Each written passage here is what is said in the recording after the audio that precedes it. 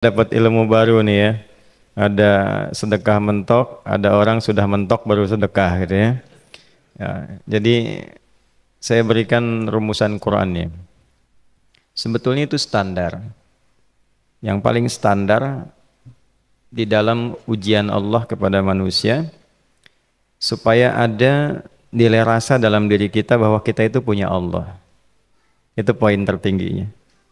Nah, biasanya pada titik-titik tertentu oleh Allah itu dihilangkan semua potensi-potensi dari makhluk sehingga kita bisa merasakan kenikmatan langsung untuk berinteraksi dan mendapatkan anugerah dari Allah. Itu titik tertingginya. Sambil contoh begini.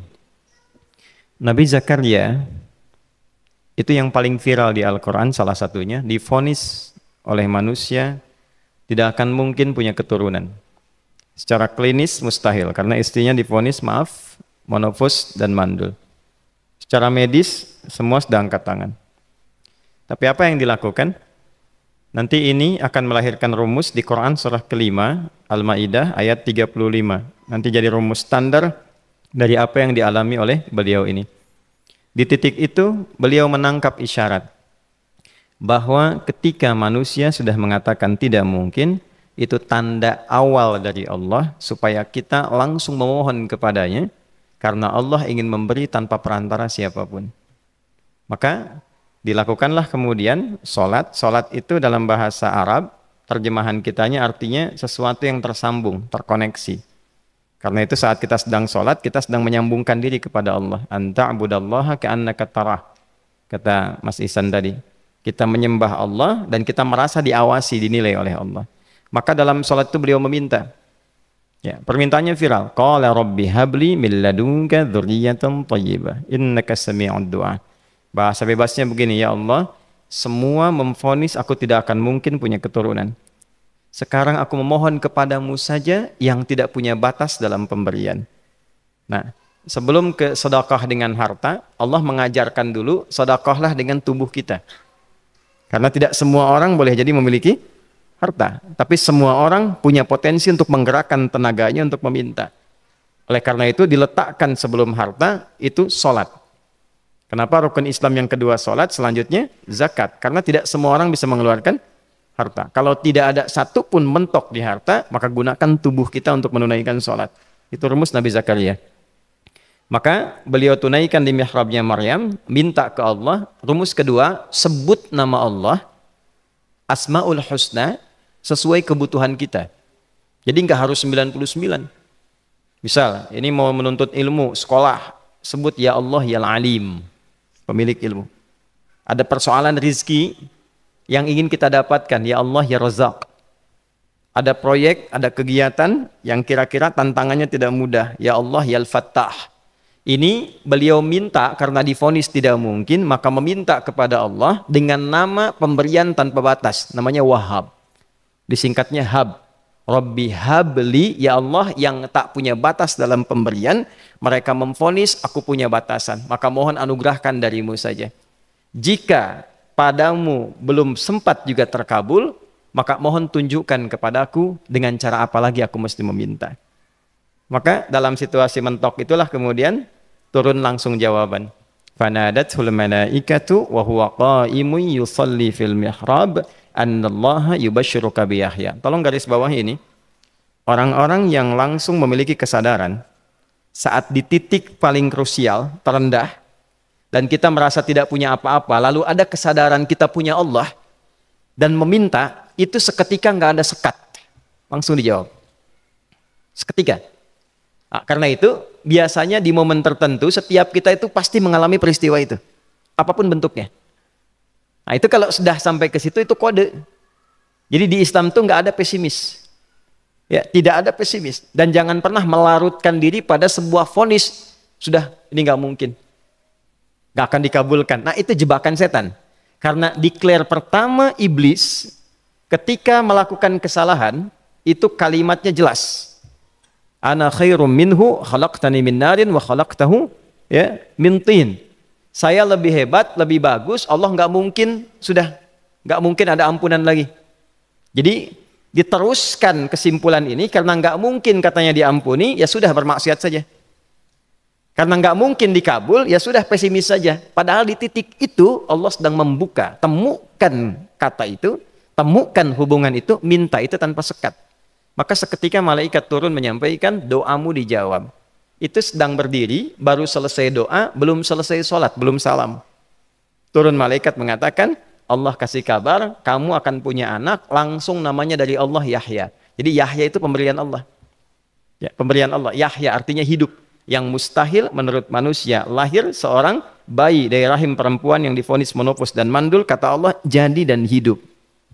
Nah, rumus itu nanti terus dialami oleh para nabi, puncaknya di era Nabi Muhammad SAW, nanti melahirkan panduan di Quran surah 5 ayat 35. Ya ayyuhalladzina amanu ittaqullaha wabtaghu ilaihil wasilah. Perhatikan kalimatnya dengan detail ya. Hei semua orang yang masih merasa punya iman. Tuh iman kita disentuh. Jadi kalau mengalami persoalan di titik nadir, terendah, itu yang disoal oleh Allah imannya dulu. Kamu masih punya iman nggak? Orang beriman nggak mungkin pesimis. Orang beriman nggak akan putus asa.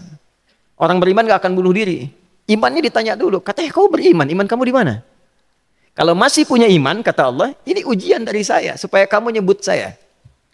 Katanya ingin mendekat, kata Allah kan? Ittaqullah. Nah ini rumusnya. Wabtaghu ilaihil wasilah. Kalau engkau pengen cepat dapat solusi, maka aku berikan perangkat untuk cepat mengabulkan doamu itu. Perangkat itulah disebut dengan takwa. Nah, takwa itu ada urutan 240 kali disebutkan dalam Al-Quran, dibagi pada 3 segmen. Segmen ibadah ritual, segmen ibadah sosial, satu lagi segmen rumah tangga. Ya, karena itu tinggal cari aja di ibadah ritual, misalnya sholat. Bangun tahajud malam, minta sama Allah, dekatkan diri kita. Salah satu kasusnya Nabi Zakaria. Ya, itu poin yang pertama. Yang kedua nanti ada maliyah sosial, itu yang tadi dipraktikkan, sedekah dengan harta. Ya, tidak harus banyak, yang penting Allah minta apa, ikhtiarkan, nggak akan dilihat berapapun nilainya. Yang dilihat itu ada nggak kemampuan mengimplementasikan imannya, itu poinnya. Titik itu, ya. Yang ketiga nanti di keluarga. Urutan pertama orang tua.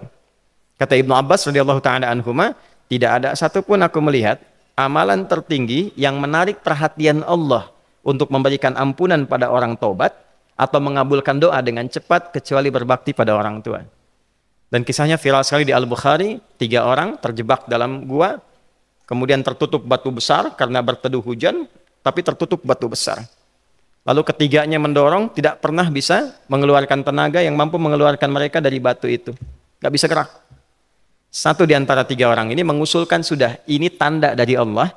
Jangan gunakan kekuatan kita lagi, kita diminta menggunakan kekuatan yang Allah berikan. Coba kita cari amalan rumus takwa tadi. Satu di antara 3 itu mengatakan, ya Allah, saya punya seorang ibu. Setiap kali saya berangkat kerja, saya akan selalu siapkan hidangan untuk ibu, khusus untuk susu sebelum tidur, itu saya yang minumkan langsung kepada beliau. Itu berlanjut selama hidup saya seperti yang kau ketahui. Satu kali, saya pulang dari kantor, dari pekerjaan, ibu saya sudah tertidur. Sementara susu belum diminum. Dan kami putuskan tidak ada yang berani menyentuh susu dan minuman makanan kecuali ibu terlebih dahulu. Maka saya putuskan memegang nampan susu di samping ibu yang tertidur dan menunggu beliau bangun. Tiba beliau bangun tengah malam, saya berikan susunya tanpa saya katakan saya telah menunggu cukup lama untuk memberikan susu itu. Ibunya nggak dibangunkan, dibiarkan istirahat dengan nyaman, begitu bangun diberikan susu tanpa komen sedikit pun. Nggak bilang, mas betulnya udah lama tadi nungguin deh. Langsung diberikan. Seketika ibu senang istirahat dan lalu mengatakan pria ini, ya Allah, jika engkau ridha dengan amalku ini, maka mohon bebaskan kami dari kungkungan batu ini. Lalu ketiganya berikhtiar mendorong, yang tadinya tidak punya kekuatan, seketika batu itu menggelinding dan membebaskan 3 orang itu. Nah itu persegi dalil yang sebetulnya jadi pedoman hidup. Dalil itu kan pedoman bahasa Arabnya. Pedoman berkehidupan. Kita di Islam itu lengkap. Jadi kalau kita mengalami kasus itu dimanapun, ya, baik di kedudukan, di usaha, di pengetahuan, sudah mau ngapalin mentok, gitu ya, itu ujian.